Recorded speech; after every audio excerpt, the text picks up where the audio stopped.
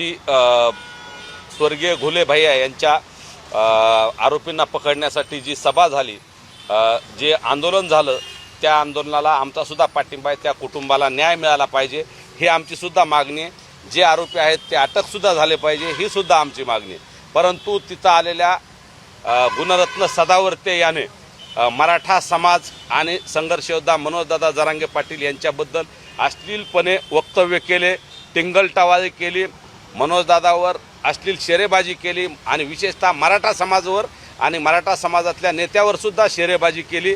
त्या घटनेचा आम्ही सर्वप्रथम जाहीर निषेध करतो आणि सदावर्तेनं मराठा आणि ओबीसी, मराठा आणि वंजारी वाद लावण्याचा प्रयत्न केला आहे, महाराष्ट्रातली शांतता भंग करण्याचा प्रयत्न केला आहे। त्यामुळं त्याच्यावर गुन्हा दाखल झाला पाहिजे आणि त्याला महाराष्ट्रातून तडीपार केलं पाहिजे। या मागणीचं निवेदन, या मागणीचा गुन्हा दाखल करण्यासाठी आज आम्ही शिवाजीनगर पोलीस स्टेशन बीड येथे आलेलो आहोत आणि पोलीस निरीक्षक साहेबाला आम्ही त्याच्यावर कठोरात कठोर कलम लावून पुन्हा असे प्रकार होणार नाहीत यासाठी आम्ही मागणी केली। तसेच याच निवेदनातून आम्ही गृह विभागाला सुद्धा यांच्याच माध्यमातून पोलीस अधीक्षक साहेबांच्या माध्यमातून कडक कारवाई करून गुणरत्न सदावर्तेला हद्दपार केलं पाहिजे आणि वेळ प्रसंगी त्याच्या मुसक्या आवळून त्याला लॉकअपमध्ये सुद्धा टाकलं पाहिजे ही आमची मागणी। मग सामाजिक शांतता बिघडायला लागली, बऱ्याच लोकांना मराठा आणि ओबीसी वाद लावायचा आहे, त्यातून त्यांचा राजकीय स्वार्थ साधायचा आहे आणि त्याच्यामुळे हे सगळं चाललंय। म्हणून मराठा समाजाला मुद्दाम टार्गेट करायचं, मराठा आणि ओबीसी वाद लावायचा हे प्रकार चालू आहेत, म्हणून हे थांबलं पाहिजे, म्हणून कठोरात कठोर कारवाई करावी, म्हणून आम्ही हे निवेदन दिले।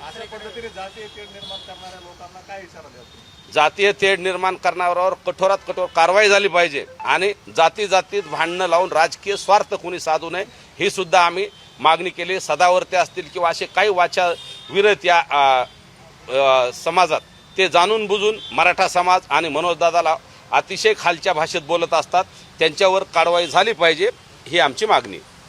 मला वाटतं तो जरा डोक्यावर परिणाम झाला आहे सदावर्तेच्या असं वाटतं। पहिल्याच दिवशी मनोजदादांनी त्या कुटुंबातल्या न्याय मिळाला पाहिजे ही भूमिका तुमच्या सगळ्यासमोर मांडली। त्याच्यानंतर वेळोवेळी कालसुद्धा तुमचे काही पत्रकार गेले होते परवा दिवशी, त्यावेळेससुद्धा त्यांनी सांगितले त्या कुटुंबाला न्याय मिळावा ही त्यांची भूमिका आहे। वेळोवेळी मीडियात सांगितलं, ठीक आहे, त्यांची तब्येतीमुळं किंवा ते सध्या जिल्ह्यातलं वातावरण थोडं वेगळं असल्यामुळं तिथं ते गेले नसतील, परंतु स्वर्गीय महादेव भैया मुंडेच्या कुटुंबाने बोलवलं, तिथं मनोजदादा गेले। त्या भगिनीने आमच्या हाक मारली होती मनोजदादाला की आम्हाला न्याय द्यायला या, तिथं गेले। जे बोलवतील नाव घेऊन मनोजदादाला तिथं जातात। या जर कुटुंबाने भविष्यात बोलवलं तर मनोजदादांची त्यांना गरज लागली आणि जर तिथं बोलवलं तर मनोजदादा तिथं सुद्धा जातील। तसेच मनोजदादांनी त्या पुण्यातल्या कुलकर्णी कुटुंबातल्या एका भगिनीवरती, अल्पवयीन मुलीवरती अत्याचार झाला, तिथं सुद्धा दादा गेले होते, परंतु तिथं कुटुंबाची इच्छा नव्हती म्हणून कुणालाच भेटायची परिस्थिती मानसिक नव्हती म्हणून ते वापस आलते। त्याच्यामुळे इथंही तसा प्रकार होऊ नये म्हणून दादा तिथं गेले नाहीत। जर बोलावणं आलं तर नक्की किंवा त्यांनी मीडियातून आवाहन केलं तरी दादा तिथं जातील हा मला विश्वास आहे। तसेच मालेगावची घटना असेल किंवा जिथं जिथे अन्याय होईल तिथं मनोजदादा जात असतात। स्वर्गीय संतोष भाई यांच्या तिथं सुद्धा कुटुंबाने आवाहन केल्यानंतर गेलेले आहेत। त्याच्यामुळं भविष्यातही जिथं कुठं अन्याय होईल तिथं मनोजदादा हमेशा जातात। त्याच्यामुळं सदावर्तेने असं चुकीचं वक्तव्य करण्यापेक्षा अगोदर सगळी स्वतःची मानसिक तपासणी करून घ्यावी। कोकण न्यूज डिजिटलला आत्ताच लाईक, शेअर आणि सबस्क्राईब करा।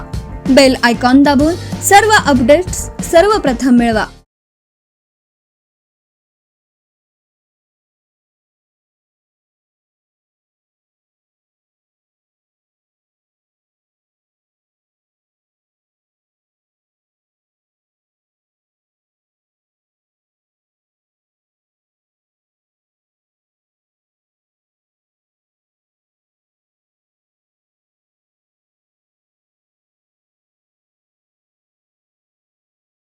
केल्याची घटना समोर आली आहे। मात्र या दोन्ही ठिकाणी चोरट्यांच्या हाताला काही विशेष लागलं नसल्याची माहिती मिळते। त्याचबरोबर बिरदेव नगर परिसरातून 5 बकऱ्या चोरीला गेल्याची घटना घडली। बिअर बारमध्ये चोरीचा प्रयत्न करत असताना चोरट्यांनी तेथील सीसीटीव्ही कॅमेरा बंद करण्याचा प्रयत्न केल्याचं समोर आले। मात्र कॅमेरा बंद करण्यापूर्वी त्यांच्या हालचाली सीसीटीव्हीत कैद झाल्या आहेत। त्यामुळे या फुटेजच्या आधारे चोरट्यांचा शोध घेणं पोलिसांसाठी महत्त्वाचं ठरलं।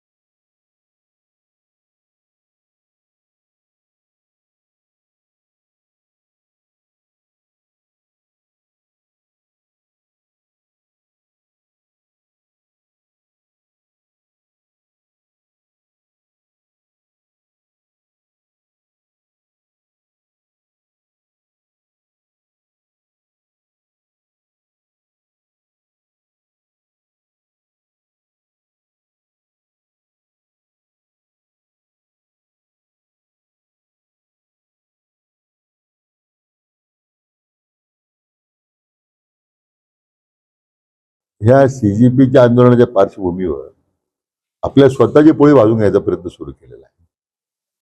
हे विद्यार्थ्यांचं आंदोलन होतं, त्यांच्या काय मागण्या होत्या, त्या संदर्भात सरकारने दखल घेतली. मान्य सर्वोच्च